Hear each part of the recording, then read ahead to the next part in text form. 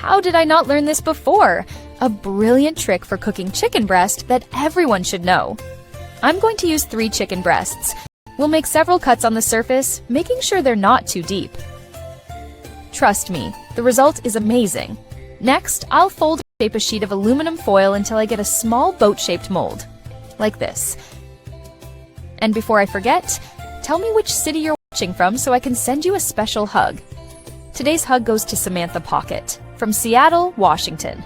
I'm so happy that you're enjoying our recipes. If you follow this step correctly, there's no way to go wrong. Everything will turn out perfect. After making 3 of these foil molds, we'll place them on a baking tray. Now, I'm going to add 2 red onions sliced into rings, spreading them evenly on the bottom of each mold.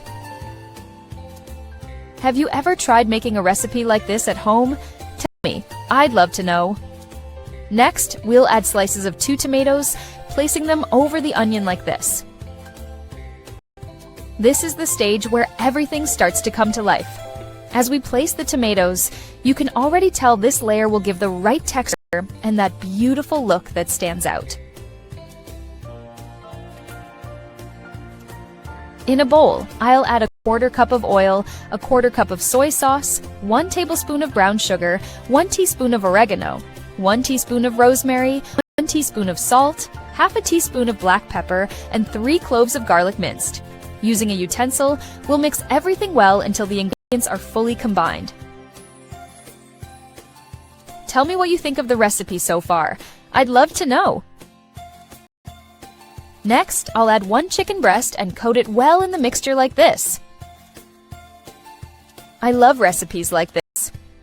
Simple, yet with a special touch. Then, we'll transfer it to one of the foil molds, placing it on top of the tomato layer.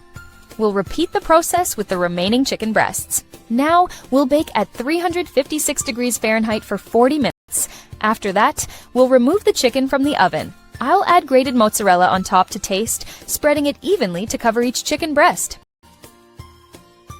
Every time I get to this part, I remember that cooking isn't just about technique. It's about the joy of turning simple ingredients into something special. Next, I'll put it back in the oven at 356 degrees Fahrenheit for another 20 minutes.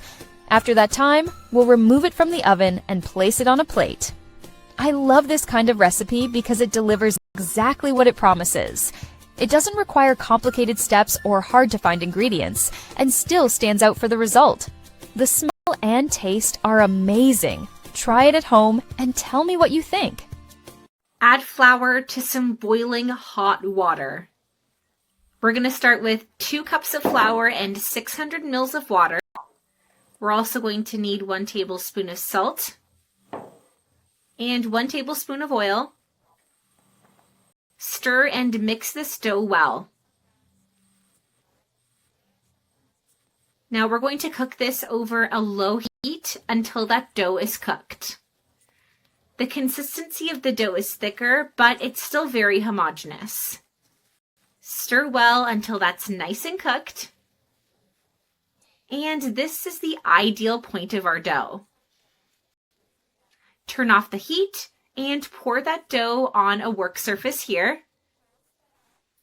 And we're just going to leave that to cool.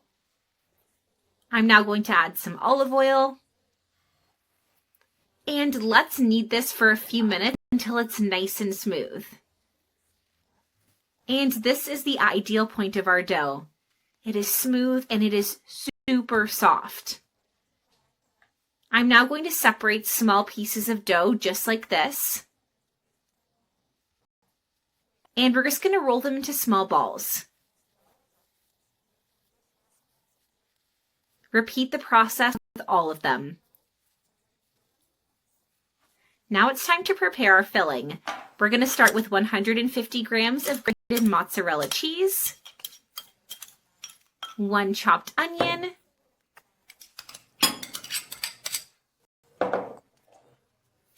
some parsley, and 1/2 teaspoon of paprika. Let's give this a good mix.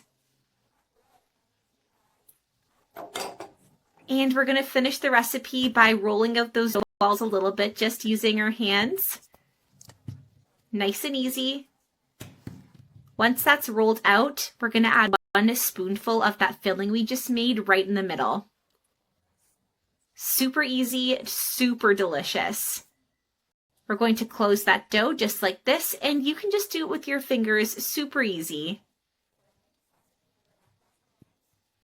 Now, with a small glass bowl, we're going to just press down and make a cut in the dough just like this. This just makes it nice and even and super pretty. It's in the shape of a pastry now. Now we're going to finish by frying this dough in some hot oil. When it's nice and golden brown, just gently turn them over so we can fry the other side. Just like this. And our recipe is ready. Look how delicious these look. Serve them on a plate and just remove any excess oil like this.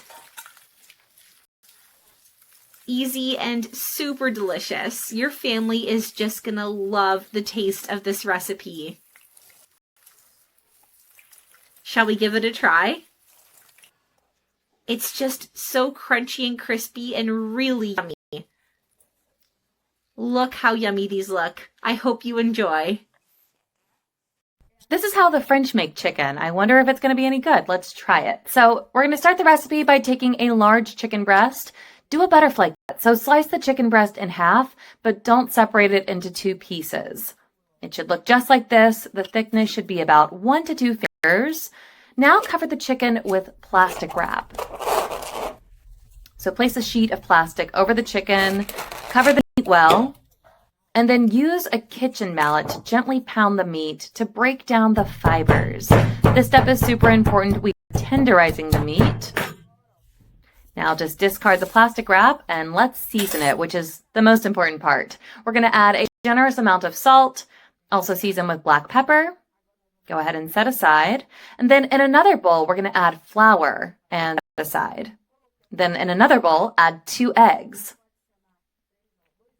Little parsley to taste, and 50 grams of Parmesan cheese. So just mix everything really well, and now let's spread the chicken. So start with the flour, spreading it all over the chicken. Then you're going to coat with the seasoned eggs. This process is very simple and easy. You are going to fall in love with this recipe. Now to cook, we're going to heat a pan with butter and olive oil. Go ahead and saute 3 garlic cloves in there. And once your kitchen starts to smell really amazing, go ahead and add the chicken to the pan.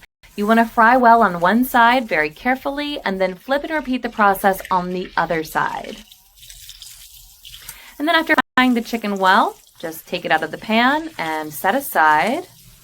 I'm setting it aside on a plate just to speed things up. Now, in the same pan, we're going to add half a cup of white wine. Also add half a cup of chicken broth. And add 2 garlic cloves and cook until the sauce thickens. Now, once the sauce is more consistent, it's ready to continue with the recipe. Now we're just going to add the juice from our special ingredient. Enhance the flavor with the juice of half of a lemon.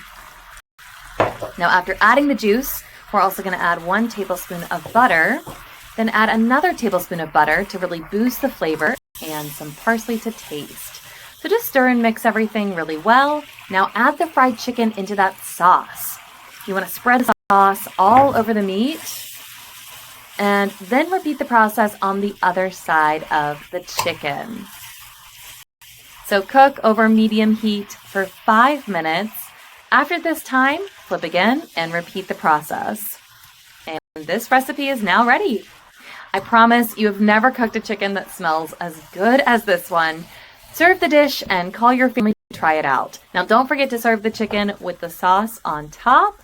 This chicken recipe can really go with salads, pasta, rice on its own. I'm so ready to try this perfect recipe with flawless flavor. Try this at home and enjoy. I discovered the trick that changed my life in the kitchen. Now, I only make chicken this way. For this recipe, we'll need 1 frozen chicken breast, and I'm going to grate it using a peeler. Tell me which chicken recipe is the most popular in your home. I'd love to know. Now I'll transfer everything to a bowl. Here we have 2 potatoes, and we'll also grate them using the peeler. Before I forget, tell me what city you're watching us from so I can send you a big hug. Today's hug goes to Daniel Moore from Chicago. I'm so glad you're enjoying our recipes. Once that's done, I'll add them to the same bowl. We'll need 1 onion, and we'll do the same with it.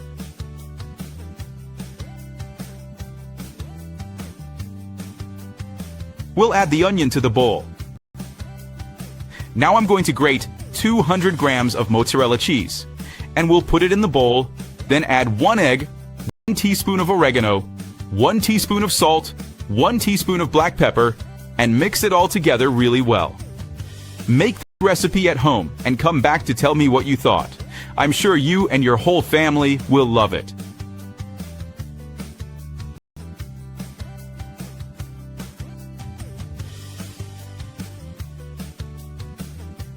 In a pan, I'm going to add a bit of oil, 1 tablespoon of butter, and stir until it melts.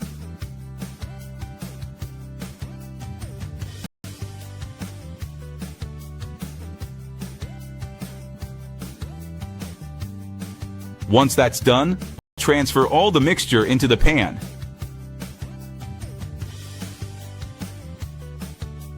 And I'll smooth it out with a spoon so it's nice and even.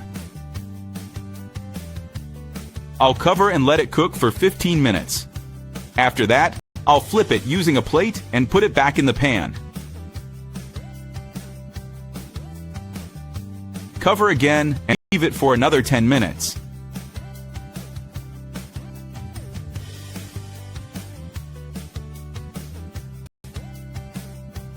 After removing it from the pan and placing it on a plate, I'll sprinkle some parsley on top. It gives that special touch to our recipe.